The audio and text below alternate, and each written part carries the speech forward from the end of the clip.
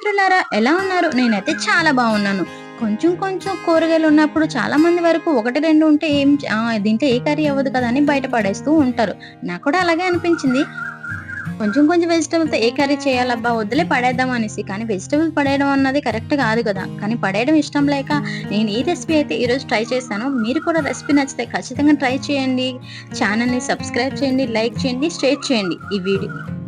ఈరోజు ఇంట్లో చూసేసరికి ఏం వెజిటబుల్స్ అయితే లేవండి. 2 ఆలుగడ్డలు, ఒక్క క్యారెటు అండ్ కొన్ని దొండకాయలు మాత్రమే ఉన్నాయి. ఏం చేయాలనేసి ఆలోచించుకునేది. వీటినైతే చిన్న చిన్న పీసెస్ లేక ఫస్ట్ అయితే కట్ చేసేసాను. తర్వాత ఏం చేయాలా అనుకుని ఒక ఉల్లిగడ్డ కనిపిస్తే అది కూడా కట్ చేశానండి. కట్ చేసుకొని మంచిగా వాష్ చేసి పక్కన పెట్టి ఒక బౌల్‌లో కొంచెం ఆయిల్ వేసి అండ్ దాంట్లోనే ఈ కట్ చేసిన వెజిటబుల్స్ అన్నీ కూడా వాటిలో వేసేసాను. సో, రుచికి సరిపడా సాల్ట్ కూడా లైట్‌గా వేసేసి ఒక 10 నిమిషాలు మగ్గనివ్వడానికి మూతైతే పెట్టేసానండి.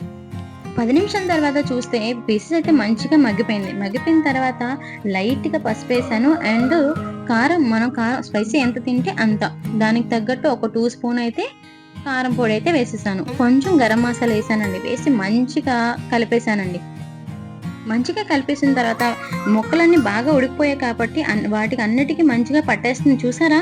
కలర్ కూడా వెంటనే చేంజ్ అయిపోయింది. నేను కలుపుతుండగానే కలర్ కూడా మంచిగా చేంజ్ అయిపోయింది. ఇలా కలిపేసిన తర్వాత ఒక 15 నిమిషాలు స్టవ్ మీద పెట్టి మళ్ళీ ఉడికించాలండి. ఉడికించిన తర్వాత చూసారా పీసెస్ మంచిగా మగ్గిపోయి కలర్ కూడా మంచిగా వచ్చింది. అండ్ ఫ్రై కూడా మన హెల్తీ ఫుడ్ ఎట్లా తింటామో ఎక్కువ ఆయిల్ లేకుండా మంచిగా రెసిపీ అయితే రెడీ అయిపోయిందండి. మీ ఇంట్లో కూడా ఎలాంటి వెజిటబుల్స్ కొంచెం కొంచెం ఉన్నా కూడా ఇలా అన్ని మిక్స్ చేసి కట్ చేసుకుని ఇలా రెసిపీ తయారు చేసి తినండి. దయచేసి ఎలాంటి కూరగాయలు గానీ, ఎలాంటి ఫుడ్ మాత్రం వేస్ట్ చేయొద్దండి. వీడియో నచ్చితే లైక్ చేయండి, షేర్ చేయండి, సబ్స్క్రైబ్ చేయండి అండ్ రెసిపీ ట్రై చేశాక ఎలా వచ్చిందనేది ఖచ్చితంగా కామెంట్ బాక్స్‌లో కామెంట్ చేయండి.